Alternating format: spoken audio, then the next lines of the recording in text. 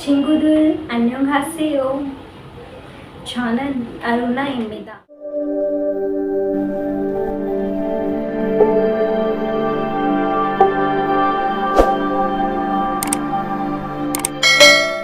Hello friends, welcome back to my channel.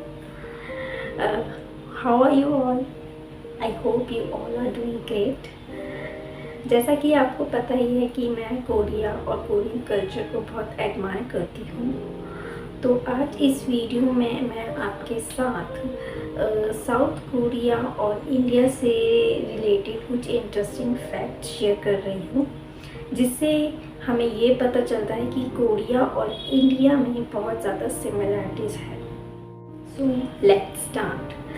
सबसे पहला interesting fact ये है कि भारत और Korea celebrates it's independence day on 15th of August. Korea was liberated from Japan on 15th of August 1945. After 2 years later, on 15th of August 1947, Bharat को आज़ादी मिली थी British empire से। कोरिया में इस दिन को नेशनल लिबरेशन डे के नाम से मनाया जाता है और हम भारतीय इस दिन को इंडिपेंडेंस डे के रूप में सेलिब्रेट करते हैं। Second interesting fact is related to Korean and Indian languages. Korean language has a lot of similarity with Hindi and other Indian languages like Tamil. आपको जानकर हैरानी होगी कि साउथ इंडियन लैंग्वेज तमिल के बहुत से शब्दों का अर्थ और उनका प्रोनाउंसिएशन कोरियन भाषा के शब्दों से बहुत सिमिलर है। जैसे कि कोरिया में फादर को अप्पा कहा जाता है, उसी तरह तमिल भाषा में भी फादर को अप्पा कहकर पुकारा जाता है। तमिल भाषा में मदर को अम्मा के नाम से पुकारा जाता है और कोरियन में भी मदर को उम्मा के नाम से पुकारा जाता है। ऐसे बहुत से शब्द हैं तमिल और कोरियन लैंग्वेज में जिनका मीनिंग और प्रोनाउंसिएशन बहुत ही सिमिलर है। इसी तरह कोरियन लैंग्वेज और Indian language Hindi is also very similar. Korean and Hindi language के सेंटेंसेस सेम वर्ड ऑर्डर में लिखे जाते हैं, means subject plus object plus verb. यही नहीं, सेंटेंसेस में पोस्ट पोजीशन और केस मार्कर और एंड ग्रामर पैटर्न भी सिमिलर वे में यूज़ होते हैं। इतनी सारी सिमिलैरिटीज़ की वजह से हम इंडियंस के लिए कोरियन लैंग्वेज को सीखना और समझना बहुत आसान हो जाता है। नेक्स्ट इंटरेस्टिंग फैक्ट ये है कि कोरियन कल्चर और इंडियन कल्चर में जिस तरह बड़ों को आदर और सम्मान दिया जाता है वो काफ़ी हद तक सिमिलर है।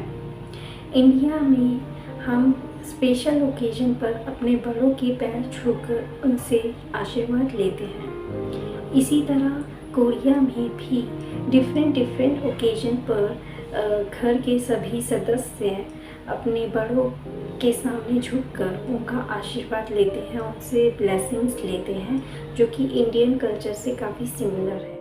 दोनों देशों में चावल को मुख्य भोजन के रूप में खाया जाता है और जिस तरह भारत में खाने की थाली को अलग अलग व्यंजनों से सजाया जाता है, उसी तरह कोरिया में भी खाने की टेबल पर अलग अलग व्यंजन होते हैं जो दिखने में एक समान लगते हैं।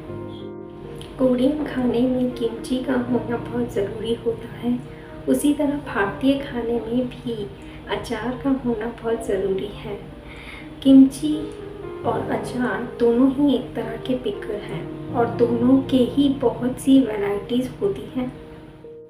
Korean gamja jeon is very similar to Indian आलू की टिक्की एंड आलू का पराठा।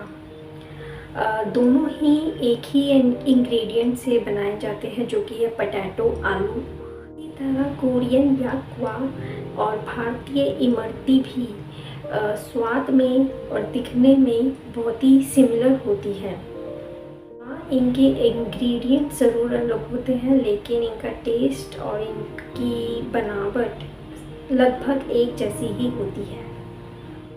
कोरियन बिंगसू और इंडियन बर्फ़ का गोला बहुत ही सिमिलर आइसी डेजर्ट हैं जो कि बहुत अलग अलग फ्लेवर में आते हैं और गर्मियों में बहुत शौक से खाए जाते हैं। कोरियन योत्खांगजोंग और भारतीय चिक्की जैसे स्नैक्स भी स्वाद और दिखने में बहुत हद तक सिमिलर होते हैं। Korean harvest festival like Chuseok and Indian festivals like Bihu, Pongal, Makar Sankranti में भी बहुत सी सिमिलैरिटीज़ देखी जाती हैं। हाँ, ये बात अलग है कि इनको अलग अलग समय पर मनाया जाता है, लेकिन इनको सेलिब्रेट करने का तरीका लगभग सेम होता है। कोरिया और इंडिया में और बहुत सी सिमिलैरिटीज़ हैं जिसे हम कभी और डिस्कस करेंगे। तब तक के लिए ये टॉपिक अभी मैं यहीं पे एंड करती हूँ। अगर आपको मेरी ये वीडियो पसंद आई हो तो प्लीज़ लाइक ज़रूर कीजिएगा, और अगर कुछ पूछना हो तो please write in comment box, और जाने से पहले मेरे चैनल को सब्सक्राइब ज़रूर कीजिएगा। Till then bye.